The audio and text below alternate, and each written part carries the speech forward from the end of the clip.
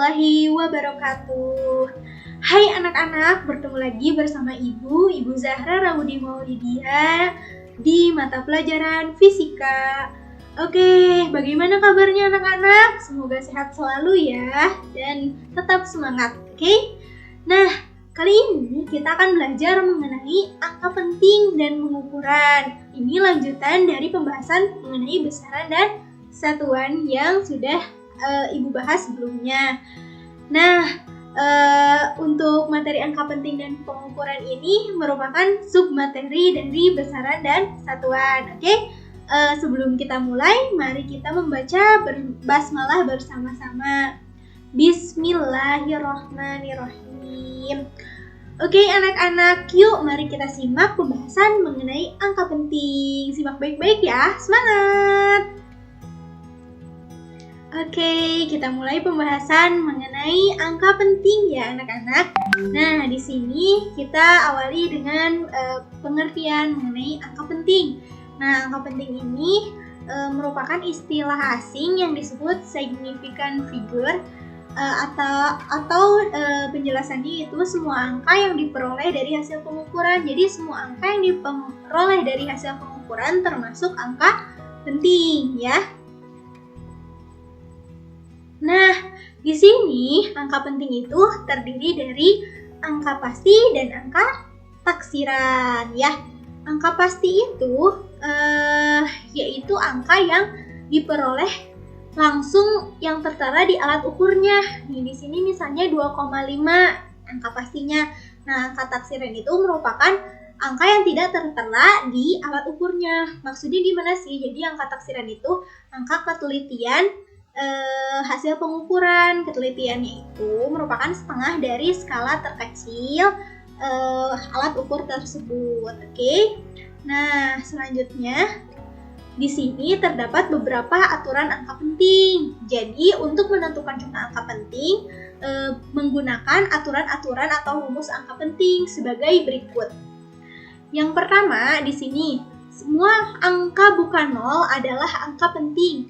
Jadi, semua angka yang bukan nol merupakan angka penting. 1, 2, 3, 4, 5, 6, 7, 8, 9, dan seterusnya yang bukan nol merupakan angka penting. Nah, di sini contohnya 124,6 gram mengandung 4 angka penting. Angka pentingnya 1, 2, 4, 6.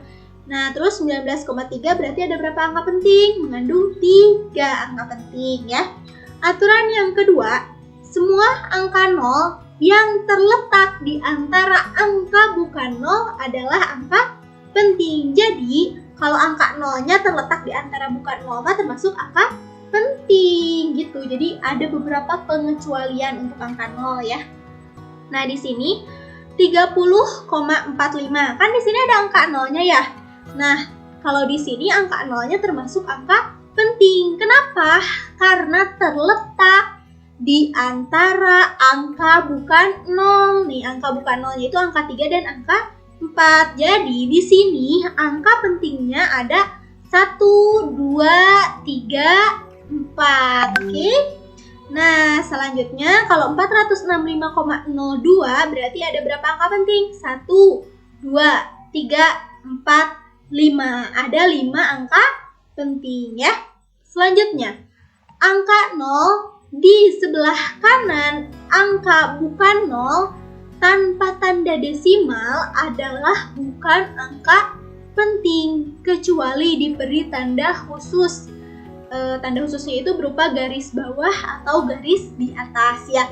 Jadi angka 0 di sebelah kanan bukan 0 dan tidak ada tanda desimalnya, angka 0 itu bukan angka penting. Nah, di sini contohnya kan ada 45.000 kilogram.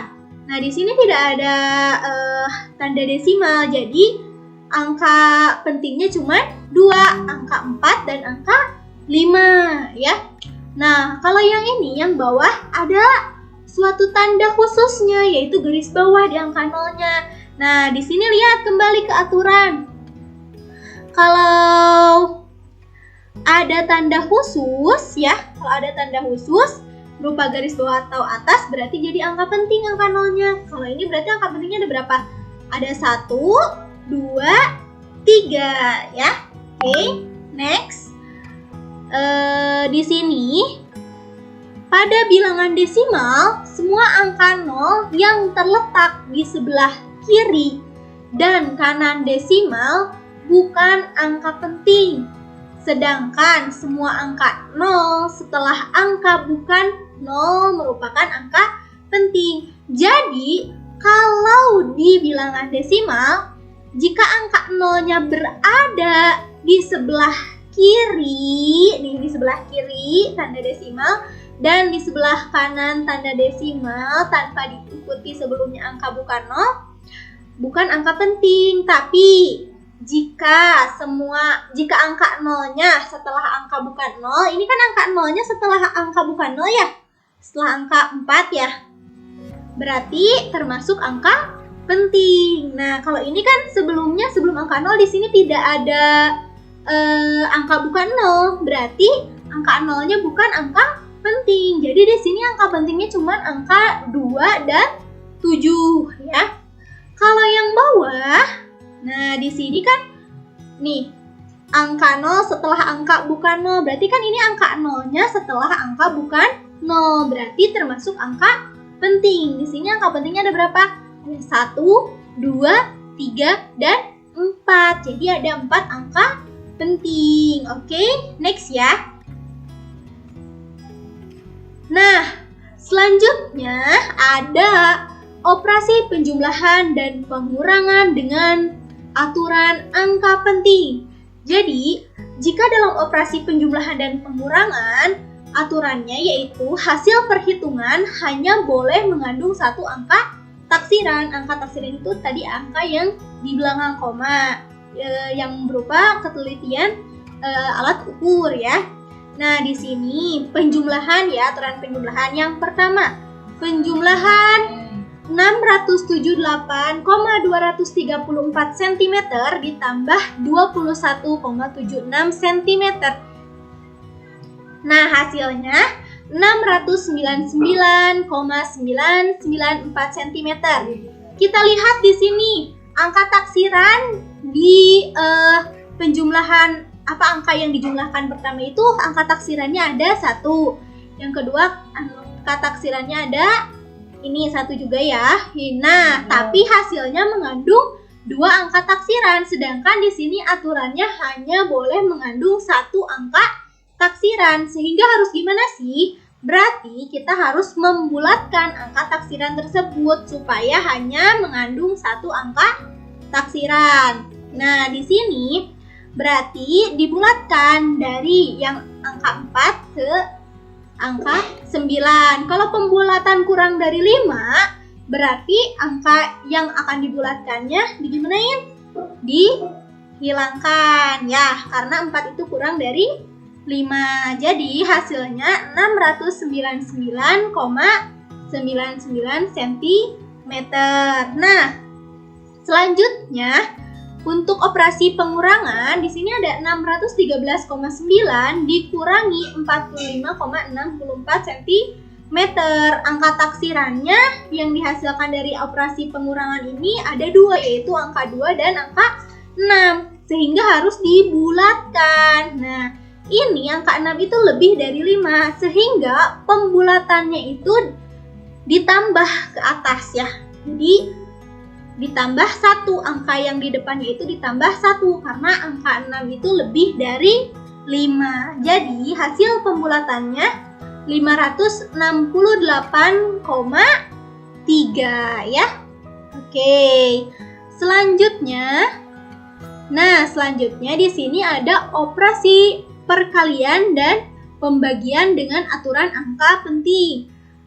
Aturan angka penting dalam operasi pembagian dan perkalian adalah hasil perhitungannya mengandung jumlah angka penting sesuai dengan jumlah angka penting terkecil dari bilangan yang dikalikan. Jadi hasilnya itu harus mengandung sejumlah angka penting yang paling kecil dari bilangan yang dikalikan. Nah, di sini ada perkalian 3 34,231 kg dikali dengan 0,25 kg. Nah, dikali dengan 0,25. Nah, di sini di bilangan yang pertama mengandung berapa angka penting? 5 angka penting. Di bilangan yang kedua mengandung berapa angka penting? 2 angka penting, yang 2 dan 5 ya. Nah, 3 angka penting. Nah, karena jumlah angka penting terkecilnya adalah 3, maka hasil perhitungannya di sini kan hasil perhitungan yang pertamanya itu ada 6 angka penting ya.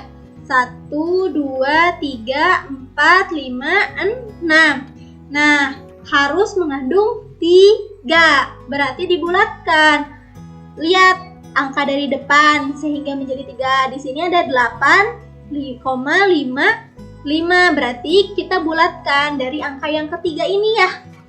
Berarti 7 dibulatkan ke depan jadi ditambah 1 karena 7 lebih dari 5. Jadi yang depannya ditambah 1. Jadilah 8,56 ya. Selanjutnya 46,532 dikali dengan 200. Nah, yang atas mengandung berapa angka penting? 5 angka penting. Yang bawah mengandung berapa angka penting? 1 ya. Kembali lagi ke aturan angka penting. Nah, berarti hasilnya harus mengandung berapa? 1 angka penting, karena angka penting yang terkecilnya dari bilangan yang dikalikannya itu 1 angka penting ya. Berarti di sini lihat biar jadi 1 angka penting. Nah, di sini kita lihat. Nah, berarti bilangan yang pertama ini biar jadi 1 angka penting.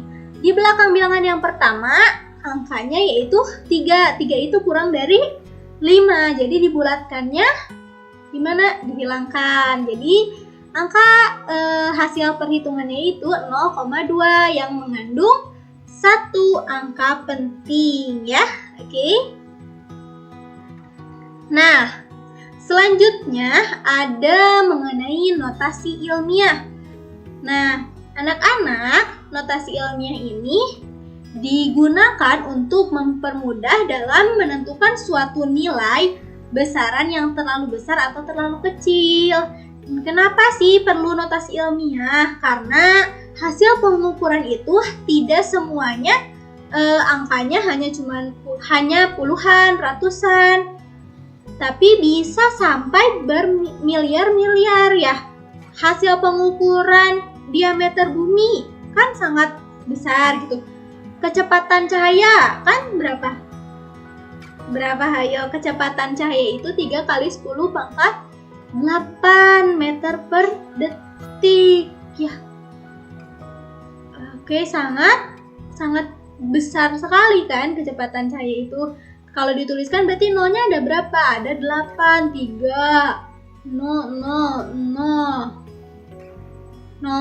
300 juta gitu kan ya, 300 juta. Berarti kan sangat banyak. Nah, maka digunakanlah aturan notasi ilmiah. Nah, aturannya itu seperti ini, cara penulisannya itu A kali 10 pangkat N. A-nya itu bilangan satuan. Besarannya 1 sampai 10 dan boleh berupa desimal juga, misalnya 1,2 gitu ya. Nah, N-nya itu apa? Ordo atau pangkat ya. Contohnya, nih di sini tentukan bilangan 510.000 dalam bentuk notasi ilmiah. Nah, di sini kita bikin hanya di depannya itu hanya 1 angka ya. Berarti kan kita potong di sini di belakang 5, dikasih koma di sini. Berarti kan di belakang 5 ada berapa angka? 1, 2, 3, 4, 5, 6, 7, 8. Berarti kalau dipotong di sini kan berarti ada komanya ya. 5,1 dikali tadi di belakang angka 5 itu berapa angka? 10, 8. Jadi 5,1 dikali 10 pangkat 8 gitu. 10 pangkat 8 itu berarti dikali 100 juta ya. Nah, kalau yang berupa desimal yang bawah diambil angka yang ini, angka kedua dari belakang, berarti kan 8 sama 7, berarti dibelahnya di sini set di 8,7 ya. Nah, ini mundur ke depan. Lihat dari angka 7 ke sini ya. 1, 2, 3, 4, 5, 6, 7, 8. Yang di depannya mah tidak termasuk ya. Oke, jadi ini juga dikali 8. Tapi karena desimal, pangkatnya pangkat negatif ya. Jadi 8,7 dipecahnya dari sini, 8,7 dikali 10 pangkat min 8 ya. Artinya apa 10 pangkat min 8 itu? Artinya dibagi 100 juta. Kalau tidak ada minnya, pangkatnya berarti dikali. Kalau ada minnya artinya dibagi ya anak-anak. Nah, selanjutnya kita masuk ke pembahasan mengenai pengukuran. Jadi, pengukuran ini merupakan proses membandingkan suatu besaran yang diukur menggunakan besaran lain yang sudah ditentukan skala dan satuannya. Jadi, pengukuran ini mengukur besaran, suatu besaran, misalnya mengukur besaran panjang menggunakan alat ukur yang sudah ada skalanya. Alat ukurnya misalnya mistar gitu ya. Kemarin di pembahasan yang kemarin sudah diberitahu beberapa jenis alat ukur ya. Nah, gimana sih cara menuliskan hasil pengukuran tunggal? Nah, dengan cara gini, X sama dengan X0 plus minus delta X. X itu apa? Nilai besaran yang diukur. Jadi, nilai besaran yang diukur hasilnya gitu ya. Nah, di sini hasilnya. Kalau X0 itu apa? X0 itu hasil pengukuran yang terbaca. Jadi, ada yang terbaca di alat ukurnya, misalnya mengukur panjang menghapus 5 cm, berarti X0-nya 5. Nah, delta X itu ketidakpastian pengukuran atau ketelitian pengukurannya itu setengah dari skala terkecil alat ukur. Nah, penggaris skala terkecilnya itu kan 0,1 cm. Berarti delta X-nya setengah dari 0,1 cm. Berapa? 0,1 dibagi 2. Berapa? 0,05 cm ya. Oke. Nah, selanjutnya terus selanjutnya, nah di sini tadi ada jangka sorong. Nah, jangka sorong ini terdiri dari skala utama yang panjang ini dan skala nonius yang bawahnya ini ya. Nah, kalau tadi penggaris skala terkecilnya 0,1 cm. Nah, kalau jangka sorong skala terkecilnya itu 0,1 mm atau 0,01 cm skala terkecilnya itu. Jadi lebih teliti ya, seperti itu. Gimana sih cara mengukur dengan menggunakan jangka sorong? Nah, jangka sorong itu biasanya digunakan untuk mengukur diameter atau ketebalan suatu benda ya. Nah, kalau ini rahangnya itu ada rahang yang luar dan ada rahang yang dalam. Rahang yang luar itu digunakan untuk mengukur diameter luar, misalnya diameter luar cincin ini.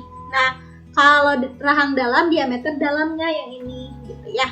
Nah, kita lihat di sini bagaimana sih cara membaca hasil pengukuran dengan menggunakan jangka sorong. Nah, yang pertama kita baca nilai dari skala utama. Skala utama dibaca dari nilai angka 0 di skala nonius yang berhimpitan dengan nilai yang di skala utama. Di sini angka 0 di skala nonius itu berhimpitan dengan angka 2,1 di skala utama. Maka kita tulis skala utamanya 2,1 cm.